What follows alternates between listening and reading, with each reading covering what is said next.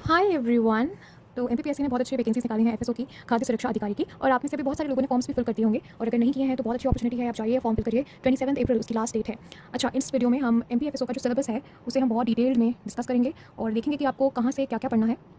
तो स्टार्ट करते हैं। पहले तो आपको पता होगा कि जो आपका पेपर है वो 2 पार्ट में डिवाइडेड है। पहला है सामान्य अध्ययन ये, और दूसरा है आपका ये खाद्य विज्ञान एवं तकनीकी, है ना, that's food science and technology. दोनों पेपर्स में आप देखेंगे कि जो पहला पार्ट है वो एमपीजीके का पार्ट रहेगा। आपको इंडिया का कोई भी सिलेबस उसमें कवर नहीं करना है। करंट अफेयर्स के अलावा अभी हम एक एक करके यूनिट देखेंगे, तो मैं डिस्कस करेंगे। उसमें पहले पार्ट में आप देखेंगे सब लिखा हुआ है यहाँ पर, मुझे ज़्यादा दोबारा बताने की आवश्यकता होगी नहीं, कि 50 क्वेश्चन रहेंगे और पूर्णांक 150, यानी आपका हर एक क्वेश्चन जो रहेगा वो 3 नंबर का रहेगा।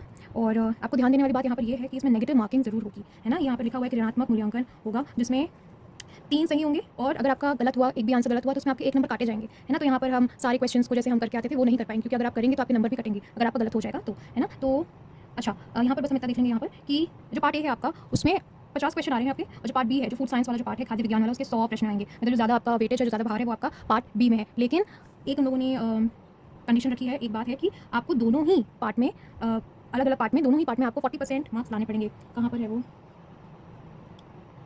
हाँ, यही लिखा है यहाँ पर, पृथक पृथक, ये देखिए, है ना। ये सामान्य अध्ययन प्रश्न पत्र में 40% अंक एवं खंड ब विषय से संबंधित 40% अंक पृथक पृथक प्राप्त करना अनिवार्य होगा। मतलब आपको दोनों ही पार्ट्स में 40% मार्क्स लाना जरूरी है ना। और जो बाकी जो हमारी जो रिजर्व कैटेगरीज वाले बच्चे हैं उनके लिए वो होगा 30%। मतलब आपको पार्ट ए में भी 30% लाने पड़ेंगे और पार्ट बी में भी 30% रहेंगे। इवन अगर आपके पार्ट बी में बहुत अच्छे नंबर भी आ गए हैं, आपने 100% क्वेश्चन भी अगर सही अटेम्प्ट करे हैं, लेकिन पार्ट बी में आपके क्वेश्चंस 30 से कम हुए और जनरल वालों के लिए 40% से कम हुआ, तब भी आपको आपका पेपर क्लियर नहीं होगा। ठीक है, इसके बाद हम डायरेक्टली आ जाते हैं अब हमारे सिलेबस पे। तो हमारा पार्ट ए ये सिलेबस है जो कि आयोग ने खुद निकाला है। तो ये जो हमारा, अच्छा, ये इंपॉर्टेंट इसलिए है क्योंकि कई एमपीपीएससी वाले बच्चे जो होंगे, जो एमपीपीएससी देते आ रहे होंगे, उनके लिए ये आसान है कि पार्ट ए का जो सिलेबस है एमपीजीके का। लेकिन जो फ्रेशर्स हैं उनको ज़्यादा ध्यान देने की जरूरत है यहाँ पर, क्योंकि इंटायर ये आप समझ लीजिए जो एमपीपीएससी का प्रीलिम्स होता है उसका पूरा निचोड़ है ये। मतलब पूरा ही मान लीजिए सिलेबस है। कुछ टॉपिक्स हैं जो कि नहीं इसमें इन्वॉल्व हैं, इसमें नहीं जुड़े गए हैं, लेकिन बाकी सारा ही इसमें प्रीलिम्स का ही सिलेबस है, ये पूरा एमपीजीके ही है। तो आप सिलेबस आपका काफ़ी बड़ा है, देखने में भले वो छोटा लग रहा है, लेकिन एक एक चीज़ जब आप पकड़ के पढ़ना चालू करेंगे तो आपको पता चलेगा कि आपका जो सिलेबस है बहुत फास्ट है। ठीक है, अब इसमें आते हैं। पहला है आपका यूनिट इकाई नंबर 1। अब जो एमपीपीएससी वाले बच्चे भी हैं, अगर आपको लग रहा है कि सारे ही टॉपिक सेम है, तो सारे टॉपिक सेम नहीं है। मैंने भी करी है, मेरा भी प्रीलिम्स निकला है, तो मुझे पता है कि प्रीलिम्स से क्या टॉपिक्स हैं और इसमें कौन कौन से टॉपिक्स चेंज हुए हैं, मतलब एक्स्ट्रा में ऐड हुए हैं। तो कौन से मैं पहले मार्क कर देती हूँ सभी के लिए कि कौन से जो टॉपिक्स हैं वो नए हैं, जो हम एमपीपीएससी के प्रीलिम्स में नहीं पढ़ते हैं और इसमें वो दिए गए हैं, है ना। तो पहला हम हिस्ट्री में देखते हैं, जो मध्य प्रदेश का इतिहास है उसमें तो सब कुछ हमें पढ़ना है कि प्राचीन इतिहास क्या होता है, और मध्यकालीन इतिहास, आधुनिक इतिहास, स्वतंत्रता आंदोलन और जनजातीय इतिहास और जनजातीय साहित्य। ये बहुत ज़्यादा इंपॉर्टेंट है, ये जो मध्य प्रदेश का जनजातीय इतिहास है ना, ये बहुत ज़्यादा इंपॉर्टेंट है क्योंकि इस पर बहुत सारे क्वेश्चन बनते हैं। और उसके बाद है मध्य प्रदेश का भूगोल। तो इसमें आपको सारे ही टॉपिक्स पढ़ने हैं, पूरी इंटायर यूनिट ही आपको कंप्लीट करनी है इसमें। उसके बाद हम आएंगे ज्योग्राफी। ज्योग्राफी में भी सेम है, geographical locations, extent of state, reverse, mountains, सब सेम ही है इसमें। Climate, soil temperature, rainfall, forest types, forest produce, फिर एग्रीकल्चर के जो मेजर क्रॉप्स होते हैं आपको यहाँ पर भी। अच्छा, एग्रीकल्चर भी बहुत ज़्यादा इंपॉर्टेंट है यहाँ पर, है ना, बहुत ज़्यादा इंपॉर्टेंट है ये, क्योंकि आपको यहाँ पर भी पढ़ना है। प्लस आपका जो पार्ट बी है फूड टेक्नोलॉजी वाला, वहाँ पर भी आपको एग्रीकल्चर के बारे में अच्छे से पढ़ना है, वेरी इंपॉर्टेंट। और फूड प्रोसेसिंग इंडस्ट्रीज़ भी बहुत इंपॉर्टेंट है, क्योंकि आपको यहाँ पर भी पढ़ना है बहुत अच्छे से, मध्य प्रदेश में कौन कौन से फूड प्रोसेसिंग इंडस्ट्रीज़ है, प्लस आपको ये वहाँ पर भी पढ़ना है। जो पार्ट बी है आपका, वहाँ पर भी आपको ये पढ़ना है, तो this is also very important. उसके बाद पॉलिटिक्स एंड इकोनॉमी। अच्छा, अब इन लोगों ने क्या किया है कि जो हमारे यूनिट 1 है, जो सॉरी यूनिट 3 इकाई नंबर 3, इसी में हम लोगों ने 2 बड़े बड़े टॉपिक्स डाल दिए हैं, पॉलिटिक्स भी और आपका इकोनॉमी भी। ठीक है, पार्ट भाग अ भाग ब करके दोनों को जोड़ दिया है 5 मिनट कंप्लीट करने के लिए। लेकिन ये 2 आपस खुद में ही बहुत बड़े बड़े टॉपिक्स हैं आपके। तो यहाँ पर चेंजेस हुए हैं, जैसे कौन से नए टॉपिक्स हैं आपके जो एमपीपीएससी प्रीलिम्स में हम यूजुअली नहीं पढ़ते हैं। तो जैसे ये schedule caste and schedule tribes atrocities act, ये वाला, ये है ना। कौन कौन से यहाँ, अनुसूचित जाति एवं अनुसूचित जनजाति अत्याचार निरोधक अधिनियम, फिर पंचायत, अनुसूचित क्षेत्रों का विस्तार, पेशा अधिनियम, पर्यावरण संरक्षण अधिनियम, मध्य प्रदेश गौवंश वध ये प्रतिषेध अधिनियम, ये सब है जो हम यूजुअली नहीं पढ़ते हैं एमपीपीएससी प्रीलिम्स में, है ना। तो ये इंपॉर्टेंट हमें पढ़ना है। उसके बाद यहाँ पर विधानसभा हम नहीं पढ़ते हैं, लोकायुक्त, पुलिस कमिश्नर, ये सब हम नहीं पढ़ते हैं प्रीलिम्स में, नहीं पढ़ते हैं, तो लेकिन हमें यहाँ पर जरूर पढ़ना है। फिर जिला प्रशासन, नगरीय प्रशासन, ये थोड़ा बहुत हम पढ़ते हैं लेकिन उतना ज़्यादा ध्यान नहीं देते, तो ये हमें पूरा ही अलग से पढ़ना है और ये काफ़ी बड़ी बड़ी चीज़ें हैं, तो यहाँ पर आपको ध्यान देना है ना। ये वाला तो हम पढ़ते हैं, राज्य चुनाव आयोग, राज्य सूचना आयोग, लेकिन हम उसको नेशनल सेंट्रल के पर्सपेक्टिव से ज़्यादा पढ़ते थे, स्टेट का हम बहुत कम ध्यान देते थे। लेकिन जब यहाँ पर हमें दिया गया है ये वाला, ये तो हमें इसका पढ़ना पड़ेगा, है ना। तो ये वाला जो टॉपिक है ये हमें अलग से पढ़ना पड़ेगा, लेकिन पढ़ना तो पड़ेगा।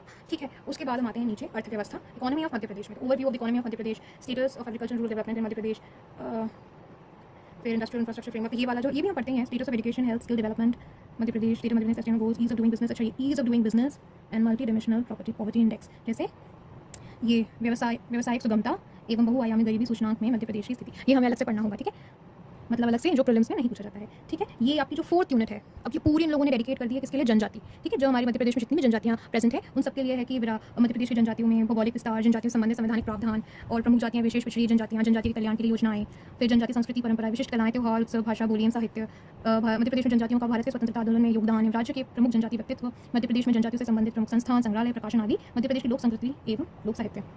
यहाँ पर अब देखिए क्या किया है इन लोगों ने, ये मध्य प्रदेश की लोक संस्कृति एवं लोक साहित्य उन लोगों ने इसी में डाल दिया, मध्य प्रदेश का ही डायरेक्ट पूछ लिया। मतलब मध्य प्रदेश में जनजातियों को छोड़कर भी जितने हमारे लोक साहित्य होते हैं और संस्कृति होती है, लिटरेचर और कल्चर, हमें सब पढ़ना पड़ेगा उसके अलावा भी, है ना। तो एक लाइन में आपको लगेगा कि एक लाइन तो है, लेकिन एक लाइन में भी बहुत सारा सिलेबस छुपा हुआ है। मतलब वो आपसे एमपीजीके में कुछ भी पूछ सकते हैं उठाकर, उन लोगों ने एक लाइन डालती है बस, लेकिन आपको पढ़ना पूरा पड़ेगा, है ना। और जनजाति वाला तो आपको पूरा यूनिट दे दिया उन लोगों ने, तो मतलब बहुत सारे क्वेश्चन आपको पढ़ने हैं। मतलब जैसे हमारा प्रीलिम्स में लोगों ने यूनिट 10 को पूरा जनजातियों के लिए डेडिकेट कर दिया है, वैसे यहाँ पर भी उन लोगों ने एक यूनिट है जो हमारी इकाई 4 उसको पूरा जनजातियों के लिए डेडिकेट कर दिया। तो आपको बहुत इंपॉर्टेंटली उसको पढ़ना है अच्छे से, है ना।